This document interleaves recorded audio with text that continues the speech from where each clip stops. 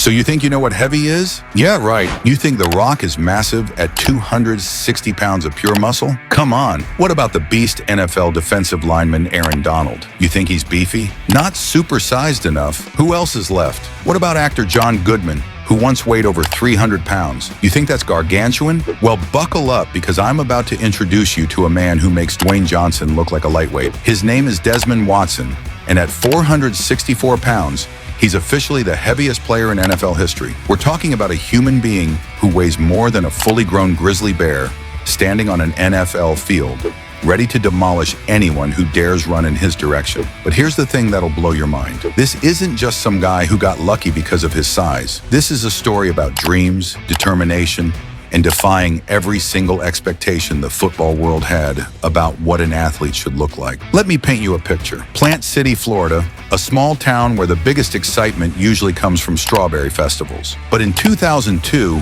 something extraordinary happened. Desmond Watson was born, and get this, he was actually the lightest of 6 children at birth. Yeah, you heard that right. The future heaviest NFL player ever started out as the smallest in his family, but nature had other plans. By the time little Desmond hit Pee Wee football, he was already being called a giant by local newspapers. Picture this, while other kids his age were maybe 80, 90 pounds soaking wet, Watson was already tipping the scales at numbers that would make grown men nervous. Fast forward to his junior year at Armwood High School in 2019. Are you ready for this stat? 375 pounds. That's heavier than every defensive tackle in the NFL at that time. Every single one. This high school kid was literally bigger than professional football players who'd been training their entire adult lives. And here's where it gets absolutely insane. He wasn't just big, he was dominant. In 13 games his junior year, Watson recorded 65 tackles, 34 tackles for loss, and 10 sacks. Let me put that in perspective for you. That's like having a school bus that can sprint and tackle people. His team went 12-2 and made a deep playoff run,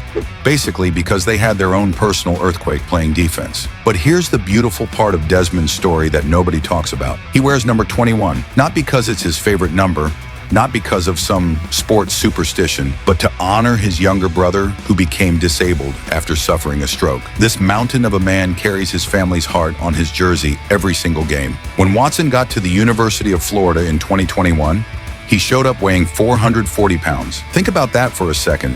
That's like 2 average NFL players combined into one person. But here's what separated Watson from just being a novelty act. The man could play football really well. Over 4 years at Florida, he appeared in every single game. 51 games total, 63 tackles, 1.5 sacks. And in his final college game, the Gasparilla Bowl at Raymond James Stadium, the very same stadium where he'd eventually sign as a pro, Watson did something that went viral across social media. He literally picked up Tulane's quarterback and held him in the air until the referees stopped the play. Imagine being that quarterback, looking down at the ground from 6 feet up, being held by a man who weighs more than your entire offensive line. At his pro day, Watson put up numbers that would make comic book heroes jealous. 36 bench press reps, which would have been the top mark at the NFL Combine. A 5.93 40-yard dash, which for a 464-pound human being is basically breaking the laws of physics. And a 25-inch vertical jump. For context, that's like watching a refrigerator suddenly decide to hop over a fence. But here's the harsh reality that makes Watson's story so compelling.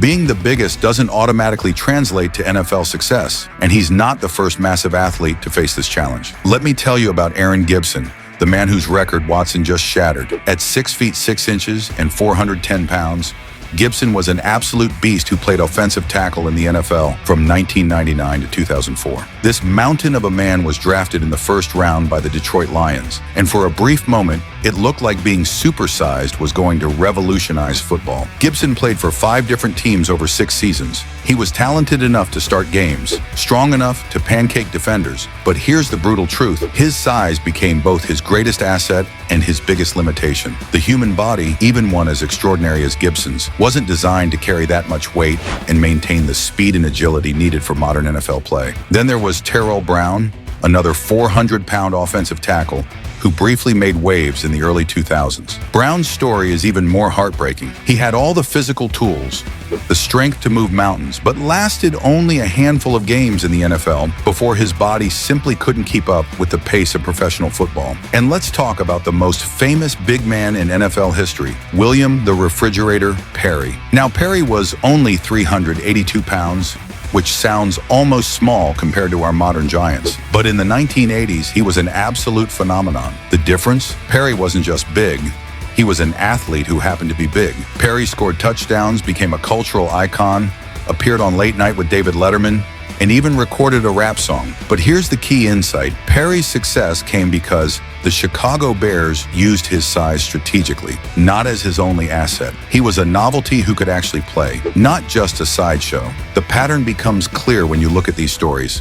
Size alone isn't enough. The NFL is a league where 250-pound linebackers run 4.4 40-yard dashes, and 300-pound defensive linemen have the agility of gymnasts. Being big is an advantage only if you can move that size efficiently. But here's where Desmond Watson's story gets really interesting, and why the Tampa Bay Buccaneers took a chance on him as an undrafted free agent. Todd Bowles, the Buccaneers head coach, said something that should give every Watson fan hope. "We didn't get him for the tush-push. We got him because we really thought he could play."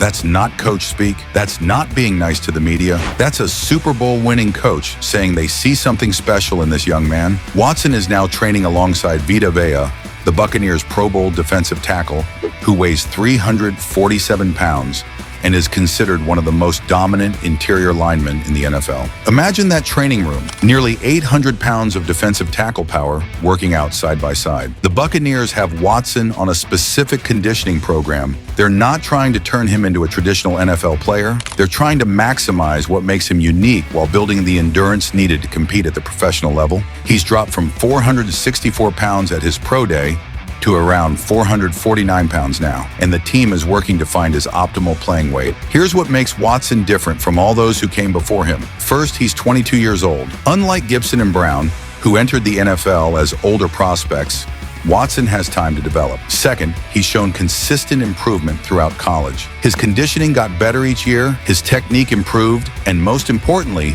he never missed a game due to weight-related injuries. Third, and this might be the most important factor, Watson is entering the NFL at a time when teams are more creative about how they use players.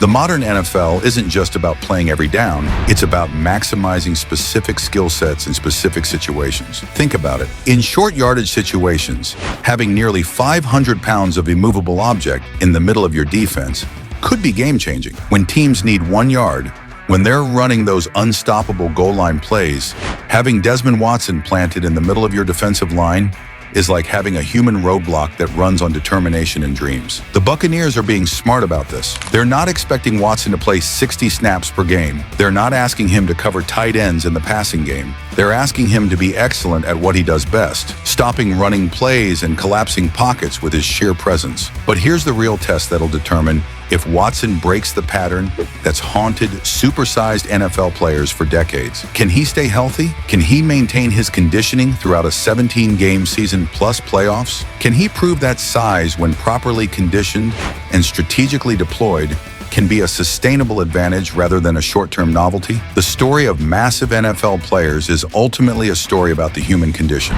It's about individuals who were blessed, or maybe cursed, with extraordinary physical gifts and their struggle to find a place in a world that wasn't quite ready for them. Aaron Gibson, Terrell Brown, William Perry, Nate Newton, and all the other giants who came before Watson face the same fundamental challenge. How do you maximize an extraordinary gift while overcoming the limitations that come with it? Desmond Watson represents something more than just another big athlete trying to make it in the NFL. He represents the evolution of how we think about size, athleticism, and what's possible when someone refuses to be limited by conventional expectations. Whether Watson succeeds or becomes another cautionary tale about the challenges of being supersized in professional sports, his story reminds us that football, at its core, is about more than measurables. It's about heart, determination, and the willingness to chase a dream, even when the odds seem impossible. This young man from Plant City, Florida, carrying his brother's number on his jersey, working out next to his childhood idol, Vita Vea,